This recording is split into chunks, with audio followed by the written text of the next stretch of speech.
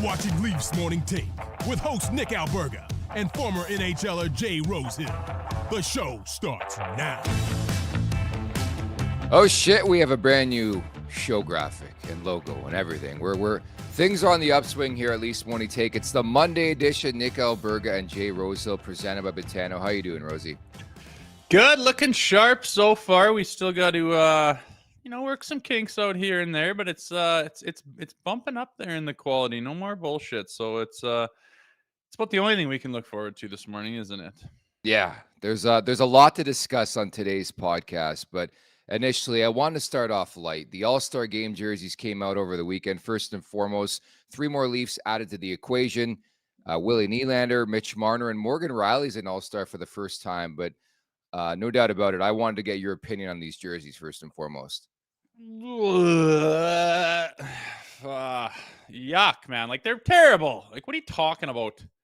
Blue and yellow, and like the NHL logo just blends in. It's not even sharp. It looks like a practice jersey. There's no stripes on the bottom or the sleeves or anything. Bad colors. Like, I don't want to be negative. Like, if I see a good jersey, I'll like it. I like lots of jerseys. That's just fucking gross, man. Like, there's nothing about it that I even like at all. A big star in the background that the NHL logo just blends into, and then a bunch of little stars around it that are the same. Like, no sharpness, no depth to them. Colors are bad. Like, what?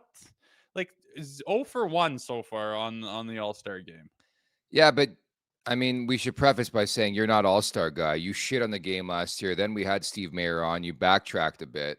You're just not an All-Star guy. And that's the funny thing about me. It's like, I actually don't mind the jerseys. I think it's an accurate representation of like Drew House, Justin Bieber's brand. It brings a bit of a different flair. It's different, and people hate different in 2024. That's the problem. And anything All-Star related, people are going to bitch about, whether it's the rosters, whether it's the jerseys. There's a billion other things I want to complain about in Leafs Nation right now than the All-Star Game jerseys. That's about it for me. I mean, it is what it is, and that's all I got, buddy. Well, that's fair enough. Yeah. I just don't like them. I like the All-Star Game, actually. I don't like the way it's done. I like the premise of it. I like the idea. I get excited for it to see what's going on, but I don't know. They've just overdone it in the past for me. I think overproduced it and tried to make it fun for absolutely everybody, which obviously you can't do. But yeah, I don't know. Not a fan. I don't know. You ask me if I like those jerseys. I think they're awful. Not a lot of fans of Justin Bieber in the chat either. They're very, very unhappy with the coordination and the pickup. And it's great to see Morgan Rielly again be an All-Star, right? I think I was thinking over the weekend, just remember where he was a year ago to where he is now, right? Like, the guy couldn't even string a pass. People were calling for his head, hated the extension. He was great in the playoffs, has carried that over to this season. Like, I mean, for all the conversation about Toronto's blue line, Rosie, this season, Morgan Rielly has been the one constant. I think he's been great this year. Yeah, he really has been. There's been no big hiccups. I mean, we don't talk about him a whole lot, which isn't fair to him, but it's also, the sign of a defenseman that's playing well is he blends in. You just kind of forget about him. You let him take care of his business, chips in offensively, which is fantastic. But just to me, the biggest thing is there's not those blunders. There's not those defensive breakdowns. There's not those, just where were you going? What was your mindset there where you just can't figure out like what this guy's doing and he's spinning around, losing his positioning and whatnot. He's been solid. And for that reason, I think that he is an all-star. I don't think we've probably given him enough credit. I don't think anybody has, but like I said, I remember being a defenseman, and when you're playing your best, you kind of blend in and just take care of business, and you get forgotten about sometimes, which obviously the all-star selection process didn't forget about him, which is a good thing, but he's been solid, and like you said, just no big ups and downs, which this team desperately needs. Just some consistency, which Morgan Rielly has been for them. The fan votes are hilarious to me. So if you didn't see over the weekend, like, a bunch of the fan votes were brought into the attention. The All-Star rosters are now set, and they're like all Vancouver Canucks and all Toronto Maple Leafs. It's like, where are the other teams? Like, Zach Hyman's having a hell of a season. Noah Dobson, who we just saw on Thursday. Like, there's some legit players left off the All-Star rosters. Not to say the guys announced shouldn't be All-Stars, but I think we got to figure out a way to just have the best players available here and at All-Star weekend. It's just become, ever since the whole John Scott thing, man, it's like they can't get this thing right, unfortunately, in terms of picking players, right? Yeah, I don't know what the process like. What was it back in the day? It just seemed like it was obvious. Like The fan NHL voting. picked guys, you're fucking going all-star. That's all it was. Like, there wasn't a fucking vote all the time. I don't know. Not crazy Yeah, about I the know. vote. It's like, oh, weird. The biggest populations in the country that Yeah, follows hockey the closest picked their own players to go. It's just he could have seen that coming for a while ago. yeah, Like weird. No one from Winnipeg got fan picked, yeah. voted on. Yeah, Just population wise is obviously the problem there. But the guys yeah, are deserving. It's just yeah, I yeah. wish there's a more rock solid way to do it where it's not a little bit biased towards X, Y, or Z. Yeah, we're not going to spend the whole podcast talking about that because there are some bigger fish to fry in this market. It's like Groundhog Day version 74 of the season. Can you believe we're only 41 games in, by the way? Like, I had to look today. It's the No. midway point, and it feels like it's been 80 games, you know? I really feel like I don't know if it's I don't know why. It feels like we're way past the halfway point, but we're I know. bang on. I definitely feel like we're 55 games into the I season, know. but we got a ways to go yet. There's a Which I guess lot, but people want everybody fired today. That's the mutual feel in Toronto as they get set for this 4-game Western Canadian trip. Starts on Tuesday against the Edmonton Oilers at the Leafs Nation 401, where you could subscribe on YouTube. Once again, at the Leafs Nation 401. If you're watching right now, hit that subscribe button. Leafs Morning Take, wherever you find your podcast, make sure to leave us a review, a 5-star as well. And we'll pretty much love you forever as we bring you the appetizer brought to you by DoorDash. For a limited time, our listeners can get 25% off up to $10 in value and 0 delivery fees on their first order of $15 or more. When you download the DoorDash app, enter code NATION25. That's code NATION25 uppercase, 25% off your first order with DoorDash. Offer valid in Canada. Subject to change. Terms apply. So lots to dig into. First and foremost, your general thoughts on the weekend. 2 more blown leads, back-to-back regulation losses on home ice, Rosie. It's yeah, we were talking about it before we came on, man. Like we've done too many of these shows. It's more of the same. Like what's our take on it? It's the same take of the same issues that we've had for a while now, and this is just you can't call yourself a Stanley Cup caliber winning team right now. You're not even a higher seed in your division caliber team. You're flirting with a non-playoff team caliber at certain times, and it's just like the same warts are just there, and sometimes they're so bad that it's just like groan worthy. And if you're just a bad team and you're rebuilding, then it's understandable. There's no reason you'd be a dummy to get all worked up every time you have this. But this is supposed to be their peak, and this is supposed to be the precipice of what they've built and worked towards for so long. And you come out with those like the highs and the lows, like the efforts like seem okay. Well, it seems to be there. You get these leads, 3-0 against Colorado, and then to me, it's heart. Like, do you not have any heart to make sure and to get the boys around you and say, boys, make sure like we're playing with this right now. Instead, they're playing. I don't know what they're playing with, but it's just la-di-da, and they're blowing leads. They're not starting prepared. They're not understanding, what needs to take place, certain games at certain points in time against certain opponents. And it's just over and over again. And you're like, am I supposed to continue to holding on hope that these guys are going to beat all the premier teams in the NHL in a 7-game series? Because they're not even fucking close in my mind right now. And this weekend just put the stamp on that. And it sucks to say. I want to stay positive and I want to believe and I want to say, no, they got to just tweak a few things. But it's just like glaringly obvious some of the massive holes they have in this. And it's not something that just like fire Keefe and your problems are fixed. It's like the whole core and like the identity of this team doesn't have it. It's not right. They're not playing with any heart. They're not playing together. They don't seem to understand the concept of what needs to take place at certain points in time. And it's like, it just sucks because you're hoping for this team and they just do this shit and you're like, you're not even close, you guys. Do you even know that? And then you listen to their interviews and they don't even address the fucking problems. It's just so frustrating. You're like I don't want to write off this season, but I'm like, do you guys not realize how far you have to go to get this thing done? Fuck. I don't know. It's a sickening feeling, man. It's like a country club feel to this team you're banging on.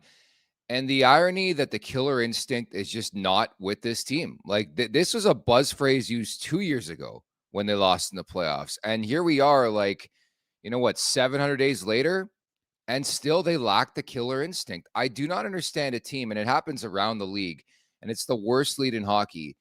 You have the Colorado Avalanche in a stranglehold, 3-0 in that game. I don't know what the fuck TJ Brody was doing on the first goal, like not touching the puck because it was a 5-on-4 and he didn't want to give them a 5-on-3, leads directly to the first goal of the game. Like the brain farts, it just shows you it's a preparation thing. These guys aren't ready to play. They're not in the game. I think coaching's part of the reason, but I think the onus has to be on the players. It has been on the players, yet they do nothing about it. They keep bringing back the same guys year after year after year, and they keep, changing the insulation around them. But it's always the same guys who are guilty of this stuff. And it's unfortunate that you look at some of the big boys in this team, and it's like, it's so lackadaisical. Like there's no jump. Like, I don't know how you come out, guns a-blazing, or how you don't come out guns a-blazing on Sunday after what transpired on Saturday, right? Sheldon Keefe's like, the mood's not great.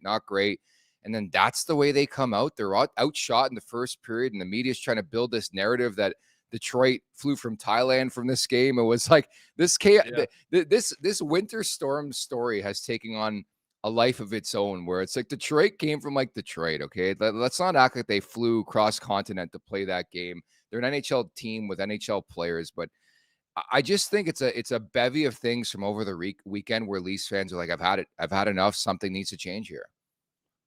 I know, and it's like the numbers are good. Like we're talking about Mitch Marner, 600 points, fastest one to get there. Like the numbers are good, but there's no, and these players are good. Like I hate it when like you knock on the team and make a point that like the way things are going in the direction and the identity of the team isn't good enough. And they're like, are you kidding me? Look at these stats from Mitch Marner. It's like, well, he's a really good fucking hockey player. I'm not saying these guys are bums and they're not good hockey players.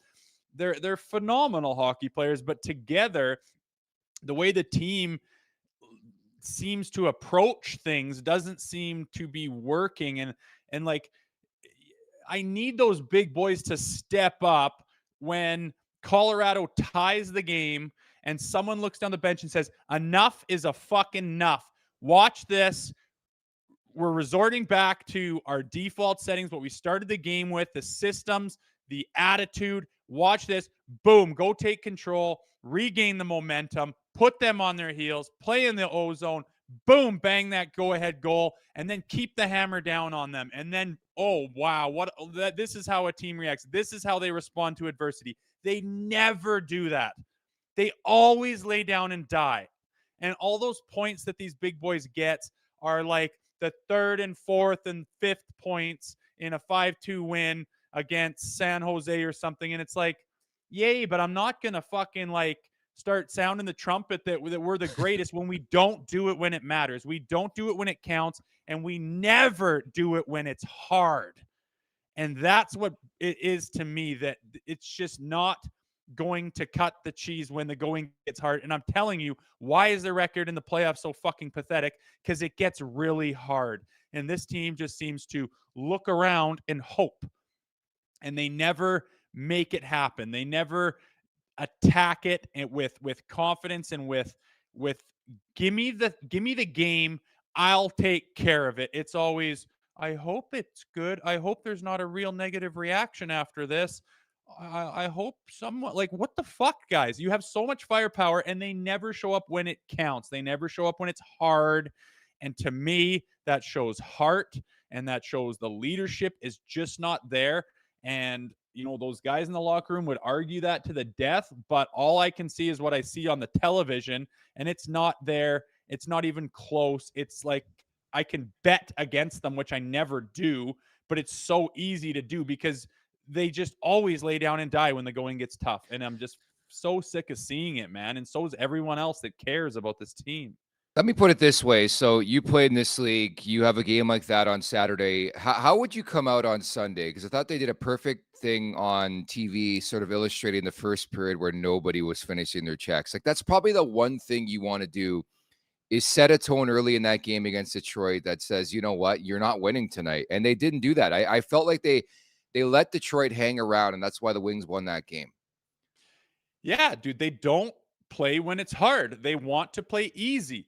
Like, they want to just play street hockey where you could, like, I saw the same clips where you're just swooping by a guy. Like, why wouldn't you just crank that D-man through the boards? I mean, I've been a defenseman playing pro hockey. When you get, a forecheck's coming, you go DDD to your partner, and the guy just swings by you behind the net. You're going, Loop-de-loop.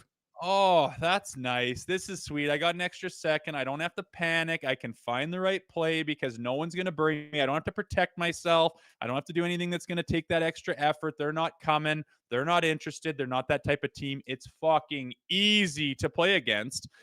And you would like that's my point. They don't even want to play.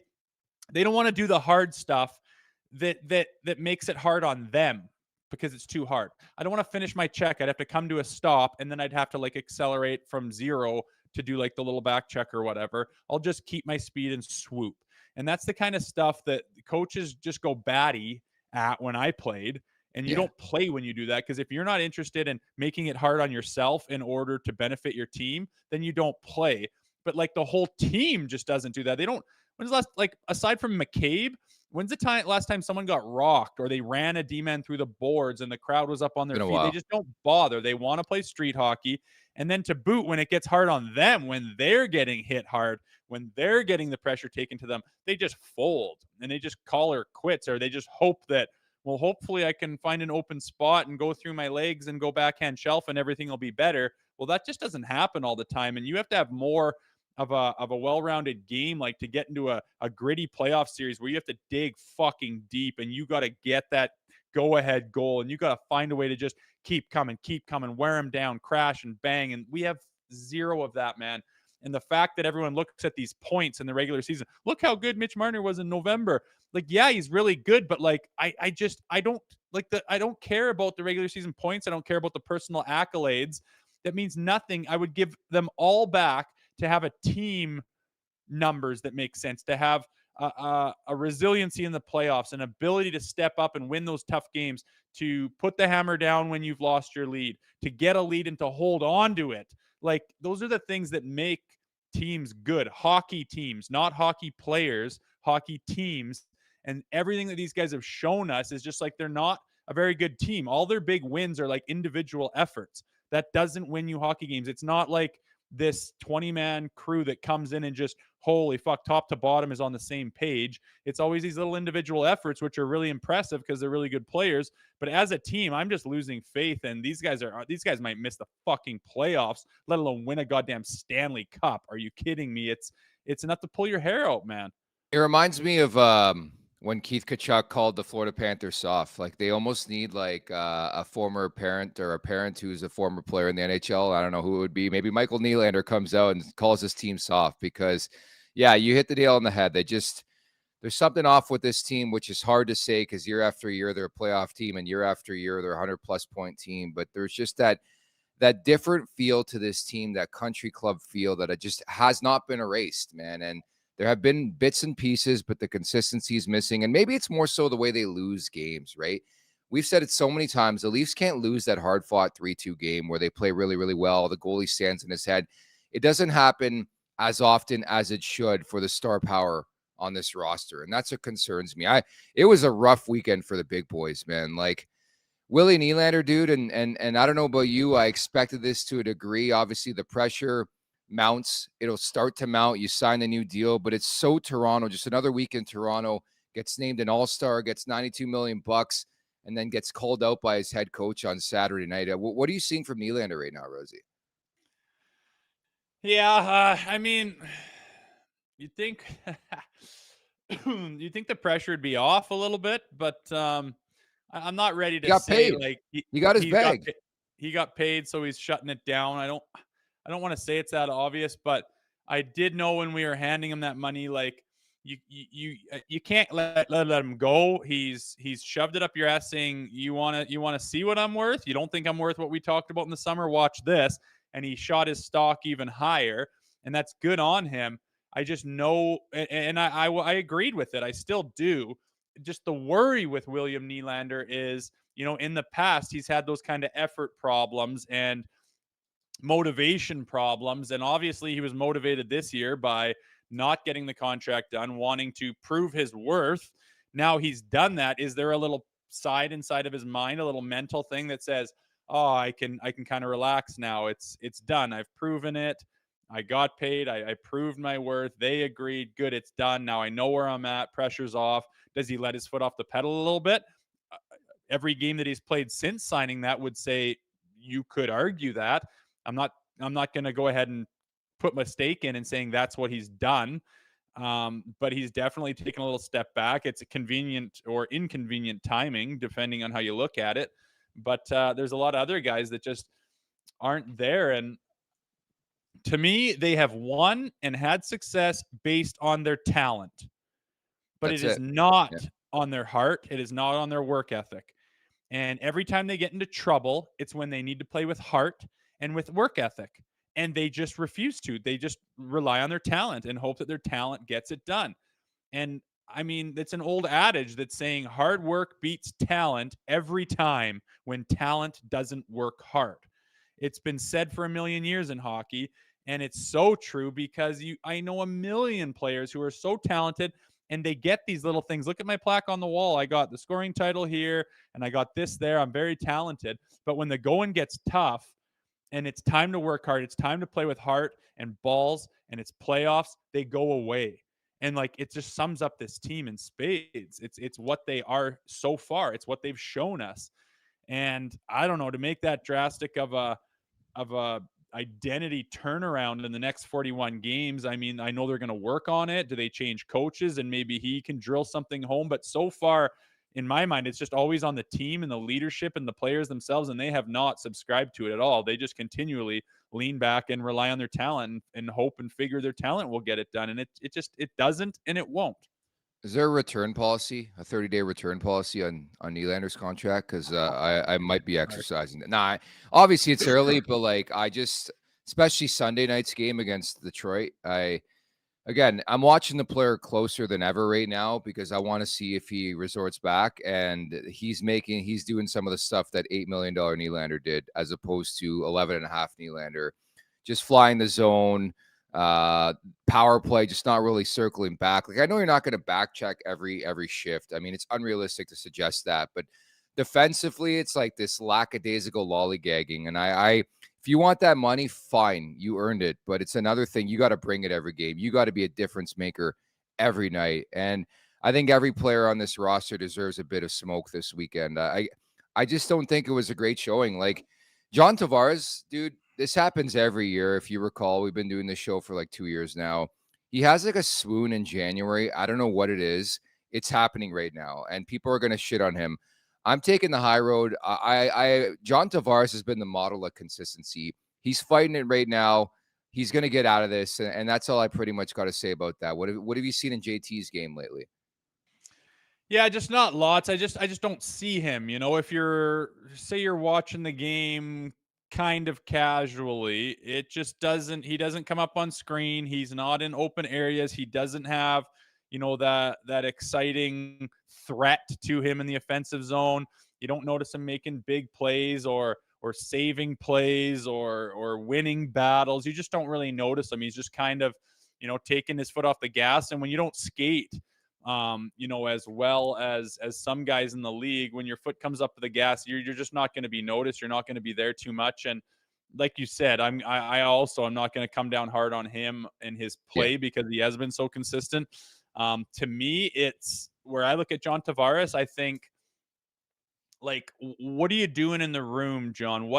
What's your mentality to these guys? Like, can you take the reins at all? Can you have player only meetings? Can you take the guys out for dinner and talk about like what's going on and what the expectations are and where everyone is at in their careers and in this team's lifespan and what needs to happen and how it needs to happen? Do you lead that way at all? Do you throw a fucking garbage can and let everyone know, like, let those kids' eyes get big and say, holy fuck, and say, you need to do something fucking different because this is unacceptable? Like, does that ever come out of his leadership, you know, ways? I don't know. He just always seems to be this robot who goes out there and plays fine and does all the right things, a consummate professional, says, I don't even know what he says because I can't listen to him anymore because he doesn't say anything. But when Robot. he's addressing his team privately, does he have the leadership ability to make those guys do something different? Because it doesn't seem, they go out there with the same attitude and do the same type of hockey where they just rely on their skill and see if they can get it done, and they don't. So, oh yeah, that sucks. We'll give some token fucking sounds to the media, and then we'll go tomorrow and do the exact same thing and see if it works that time, and maybe it will, and hey, pat us on the back. And then it's just not a recipe to win a Stanley Cup. It's just not even close. So to me, you'd think they'd be scrambling to change things, but I don't see it. Mr. D writes in, maybe Biebs will throw a garbage can. Maybe it's Justin Bieber who needs to throw a garbage can. Maybe Biebs can wake them up. Maybe someone needs to start dating pop star or something so we can get some emotion. Yeah, there's just not much cooking, right? There's not much cooking. There really is not much cooking. Ilya Samsonov returns over the weekend, 3 goals on 23 shots.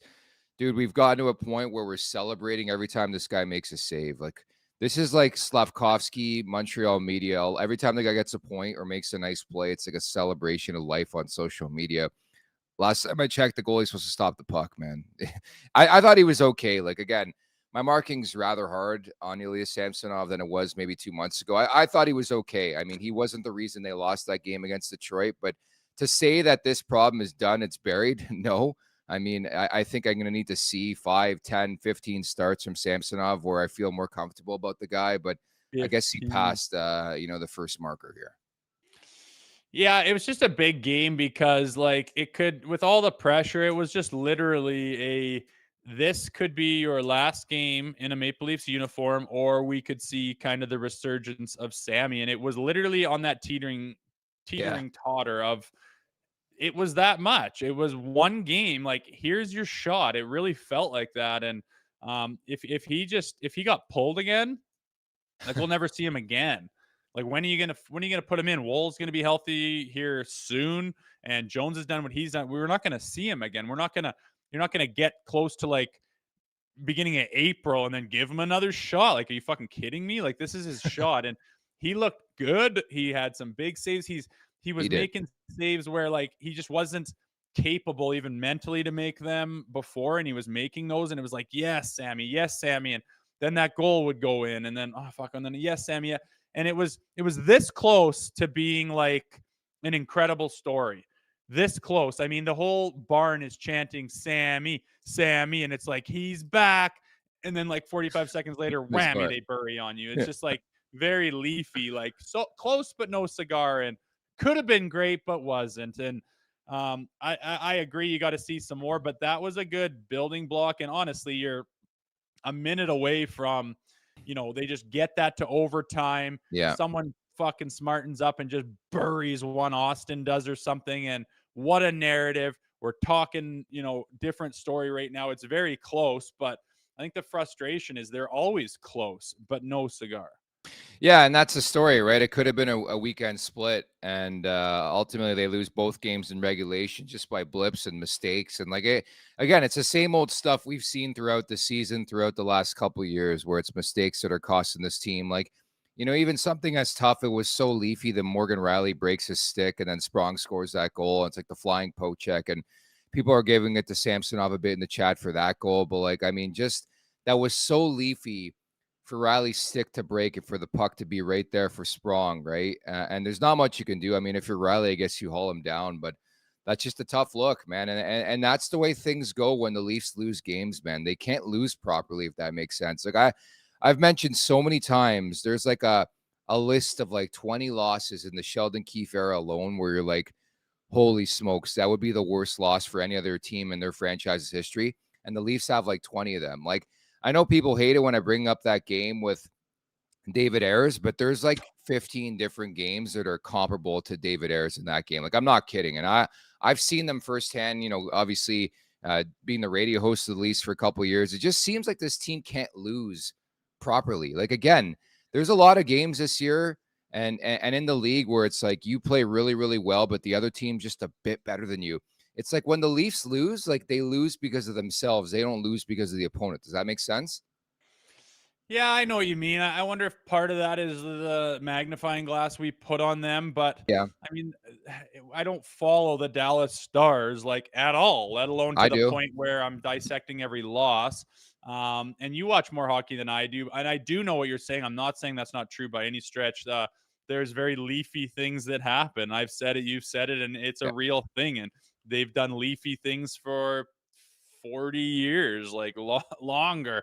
Um, and it is frustrating. And I mean, it's akin to the Dallas Cowboys, who just got, smacked last night to get beat out of the playoffs by the Green Bay Packers, and they were the heavy favorites, and they got absolutely fucking smoked. They haven't even lost at home this year, and they get smoked when it matters. It's the same type of thing. They can't break through. They have this block. And I agree, the way they lose is frustrating because it's on them. And again, I kind of had that epiphany during the show here. It's not they rely on their talent. yeah, And it almost sucks because they are talented enough to get it done some of the time. And it's almost like this false, understanding of how of their ability as a team. It's not as a team. As players, you guys can one of you can get hot and have a 3-point night and you win the game and yeehaw, but that's just not sustainable. It's not how any team has ever pick a Stanley Cup championship. I don't care how far you go back. yeah. Look at that team. Is there ever one guy that just wins it for you? Sidney Crosby does not just win them the Stanley Cup because he's Sidney Crosby and Malkin and we're good. It's like this team mentality of bearing down and digging your heels in and finding a way and playing together, and it's called playing with heart. And the Leafs don't play with heart at all. They never do. Like never do. They don't get into the thick of things. They don't get into the mud. You can see it. It's palpable. They don't do it. They're always just doing their perimeter stuff, and then it'll work, right? A guy will turn on the jets and get a nice dish, cross ice, find a hole, go wide, backhand, huge Sally, the barn's going crazy. Fuck yeah. And that's great, but that's just your talent. And that's not it hasn't. It's not like I don't think it's going to work in the playoffs. It fucking doesn't work in the playoffs. And the way they lose is always on them because you relied on the wrong things. You assumed it was going to get done just because of who you are. And I don't know how many wake up calls they need to get, how many times they need to be taught, or if they're even on the same planet as me and understanding that their mentality needs to change, or if Keefe understands it, or if he's trying and can't get through them. I don't know what's going on behind closed doors, but how they're approaching the game is not how you win at a high level. And they just keep getting taught that. And it's frustrating to fucking report on it every day. Yeah, they hate to lose. There's no doubt about that. Or they don't hate to lose. That's the problem, right? I think you look at other teams around the league, and a lot of you in the chat have made that point where they don't hate to lose, and we've gone over that a billion times. This segment is brought to you by Charm Diamond Centers. Get custom ring building delivered in less than 4 weeks with the Charm Masterpiece Program and an unbeatable pricing policy. Check out a large selection of Canadian lab-grown diamonds, mined diamonds, and don't pay until 2025 with their instant in-store financing, OAC. For more information, go to charmdiamondcenters.com. And it feels like every time the Leafs are searching for something, Rosie, it's line blending time. And that's what we saw on Sunday. Like, I want to get your thoughts on the new lines. They got Holmberg, Matthews, Nylander, Bertuzzi, Domi, Marner, Robertson, Tavares, Yarncroke, Nyes, Kampf, Gregor. Like, they've tried everything they can, and it's like Sheldon Keefe's one thing he does every time, year after year after year. Let's change the lines. Let's change the lines. I know you're not a big fan of it. No, I'm not. It's I mean, you think Holmberg is going to stay on the first line on this roster? No. He's not. I know he scored and fine, but like, is that the answer? Like, let's be honest here. I do like Marner, Domi, Bert. It looks good. I've for some reason I've always thought Bertuzzi and Domi could complement each other well with someone real solid with them, and Marner's that guy. You could have an effective lineup there. But like, yeah, Nyes has taken a step back. He's kind of hit that little. It feels like a sophomore slump, but he is a rookie, Yeah. and that happens. He's just a little bit lost out there, and I just feel like Sheldon Keefe, when they're doing the things that they do, he's lost, and he ends up just, well, let me just mix up the lines because he feels powerless, and I don't think that he has control of the room. I don't think he can change the way they approach a game, obviously. I don't know if he's tried. He doesn't seem to try. Like, he'll throw a little bit of shade in an interview, and that's about all I've seen. Like, he doesn't seem to to really hammer down on these guys. And I know that maybe he's done that in the past and they just shut it down, which just speaks horribly to the character of the team. But it's the line blending is just, I roll my eyes. I remember being on a team and being on the bench when they mix up the lines. Okay, we're doing this. Guys look at each other and go, "Oh, here comes the fucking savior of the game and of the season. We're gonna just mix everyone up and have everyone forget who they're even playing with right now because it gets blended up so bad." Not the answer to me, but I understand a guy feels powerless back there and he's got to try to do something to find it. But it's not a magic formula. You're not going to just put a new line together and go, "We've found it. We've solved the problem. This is now the Stanley Cup caliber team with these line combinations." It's just not even fucking close. It reeks of desperation. It reeks of desperation. Well, it is. It's all you got left. There's nothing left to do. You're just desperately throwing mud at the wall and hoping it sticks. But it's an identity problem, man. And I just don't see them addressing it. That's kind of why I'm down today. I'm just like, do they even like realize that? Is it even possible to change it? Are these guys capable of reinventing the way they approach the game? Or are they just too happy, like, fuck you, I'm going to change anything. I just got $11.5 million a year for the next decade. You think I'm going to do anything differently? I'm going to do exactly what I'm fucking doing. And Marner's thinking the exact same thing. And Matthews is thinking the exact same thing. And all the way down the line, they just are like, no, I'm too talented to do anything different. I know what I'm doing. Look at who I am. Look at my numbers. I'm not changing a goddamn thing. And you're going to get more of the same, man. And we always fucking do. Yeah, Mike Babcock was right. We've said that a billion times before, and I think ultimately I'm right there with you. Like, Sheldon Keefe is going to get fired, and it's going to be on the players again. Like, I don't think Sheldon Keefe's a bad coach. I think a lot of this is on the players. It's on the core four. And again, we've talked about this ad nauseum in the last couple of weeks. They're running it back with a core four. They're doing it again to themselves, and it makes no sense when it's crystal clear to everybody watching this team that it's not so much about the coaching. Like, yeah, I think to a degree it is, but it's more so on the players playing the game. And when you don't care, I mean, somebody's got to take the heat and take the ball and take the drop. And it's going to be Sheldon Keefe. I mean, it's the easiest scapegoat in pro sports. It's going to happen again. Curious to get your opinion on the comments over the weekend. Sheldon Keefe had himself quite the weekend with the media, and he's always sarcastic. But here's what he had to say after the Colorado game against the Avalanche on Saturday. I mean, you guys are watching the game. Like, when McKinnon's line gets out there with Makar and Taves, I mean, the caliber of play, like, that's not the NHL. Like, that's another league, right? So what league would he be talking about, Rosie? Because to me, and maybe I read this wrong, you're the former player. You've been around great coaches in your lifetime playing the sport. I think that was an indirect shot at his big boys. I really do. Because, I mean, what's any different than the McKinnons, the Rantanens, to the Matthewses, to the Tavareses, to the Marners, right? Well, they're proven winners, but yeah, I could see that being a little bit of shade getting thrown their way. And just to say, how disgusting that group is, they're phenomenal. They've won Stanley Cups. I mean, look at Cale Makar. He's one of the greatest defensemen to ever play the game, and he's like a baby. It's wild. I agree.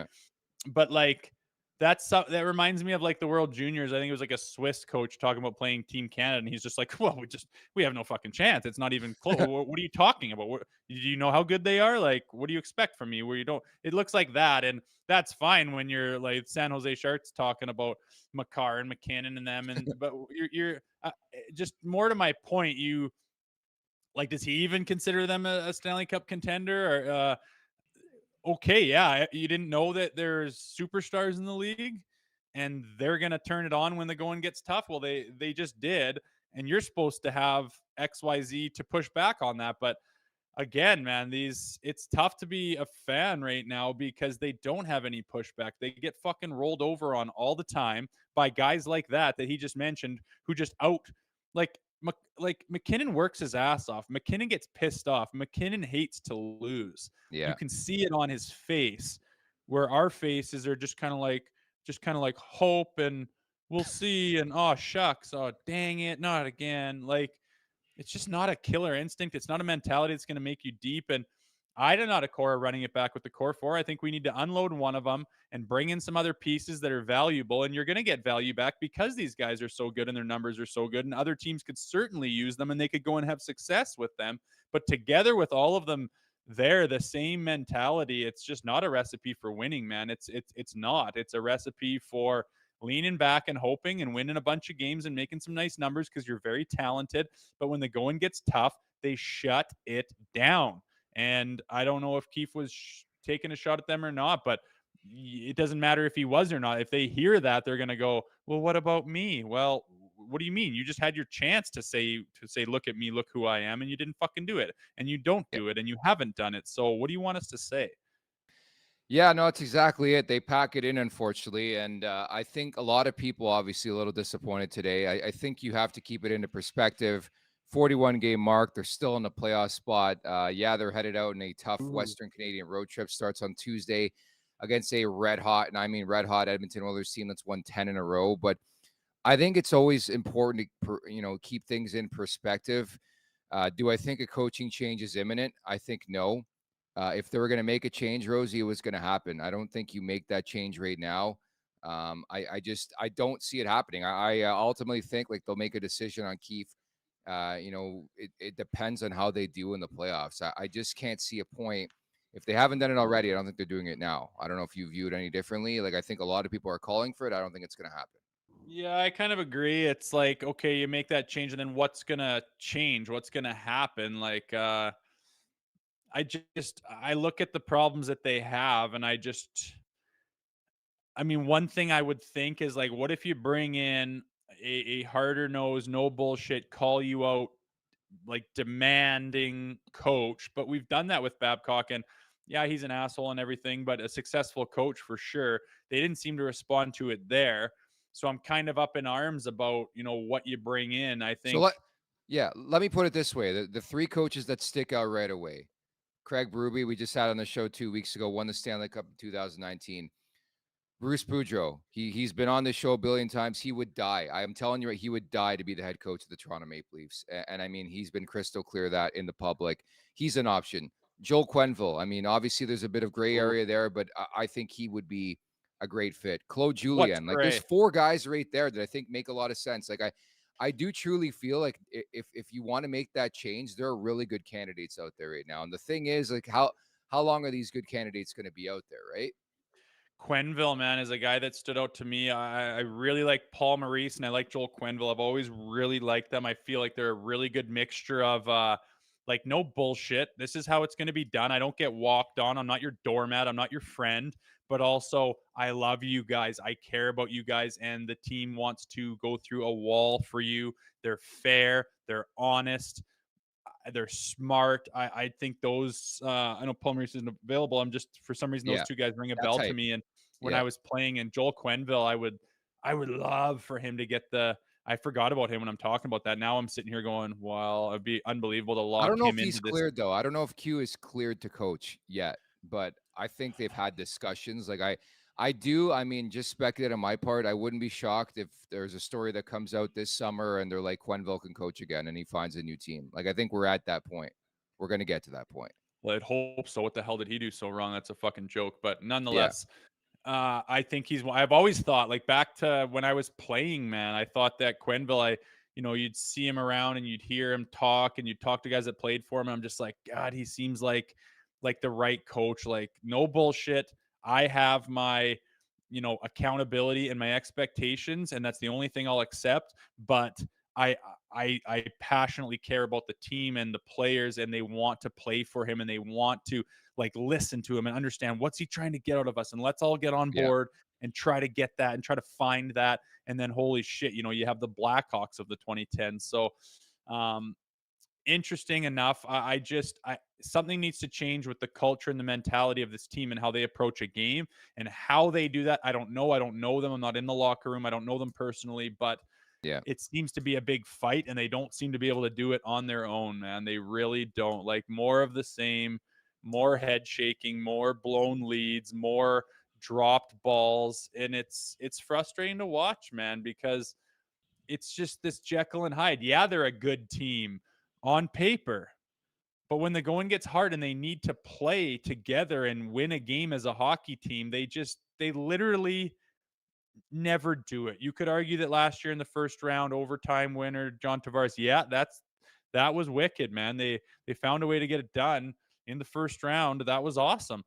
And if they start playing good hockey again here in, the second part of January, I mean, people on Twitter are like, oh, just because they're losing, you're bitching at them, but you were praising them when they were winning. Well, you got to give, it is what do you want me to do? Be mad at them when they're winning and fucking bitch and be praising them when they're losing? Like, what are you talking about?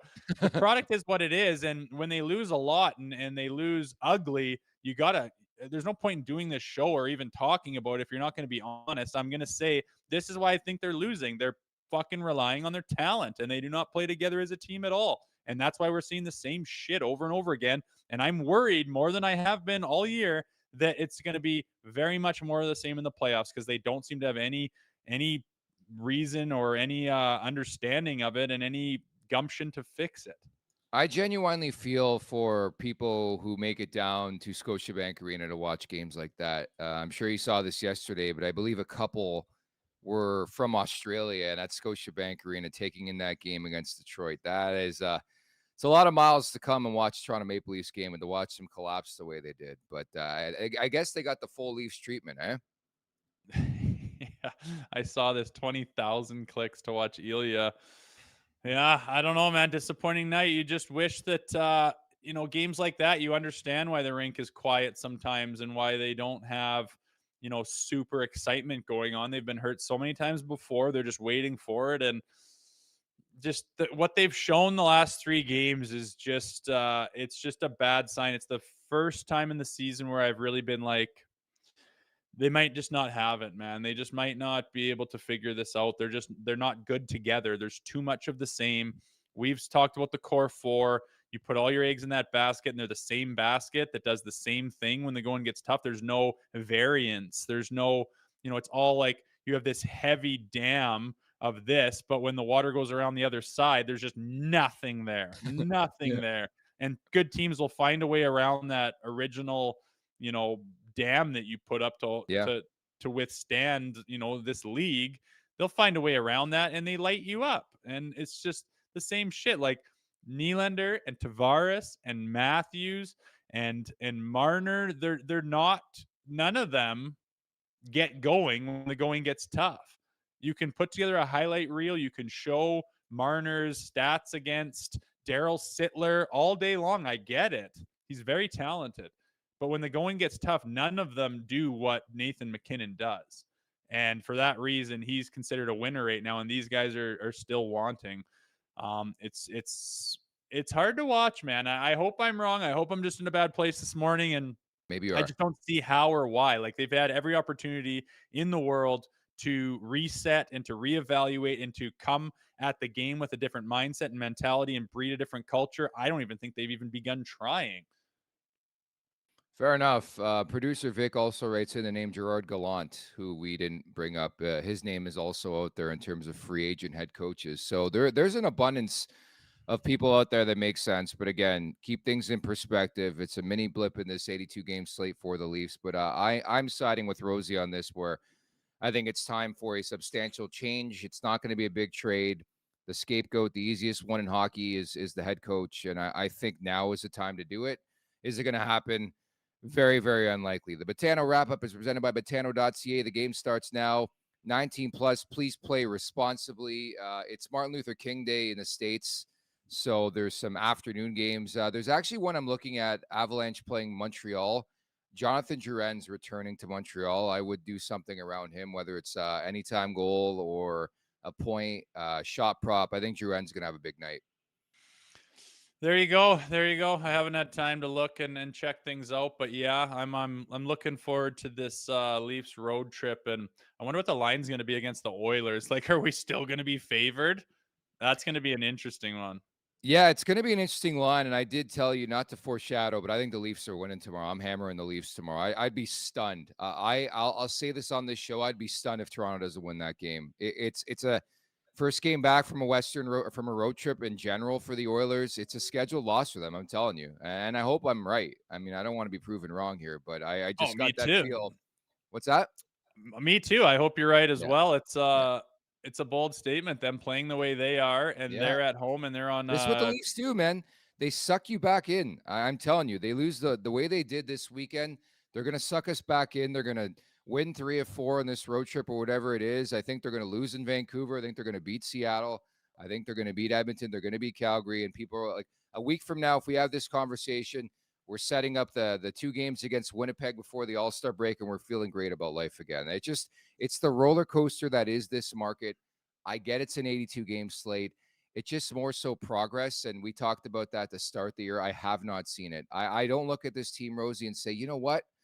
I could see this team going on a run. I think it's the common ingredients and the common issues with this team. And unfortunately, they haven't been rectified. All I can say is I hope Brad Treliving is watching. And two, I hope he's allowed to make substantial changes. I just, at this point, I have no clue if it's Brendan Shanahan's vision and it's Treliving there to activate it, because we sort of, to a degree, we got that with Dubas, but it's just the same old shit with this team, man. And it's never the players' faults. Like, when is, like, I would be so furious if they came back out in the summer and they're like, yeah, Mitch Marner's staying for life. It's so clear that you need to change the culture, the look, and there's your avenue. Just if you need to walk Marner to free agency, do it. I just need to see something different from this franchise right now. Yeah, that's funny. It never does seem to be the player's fault, right? I know. It's Never. this or that or circumstance or schedule or coach or on the road, not on the other teams doing this or that, or only one that takes the heat, it seems to be, is the goalies in the market. And it's that same thing. It's you pull up their stats and their numbers and stuff, and they all look good. So yep. The reason they're losing, to me, isn't on a piece of paper.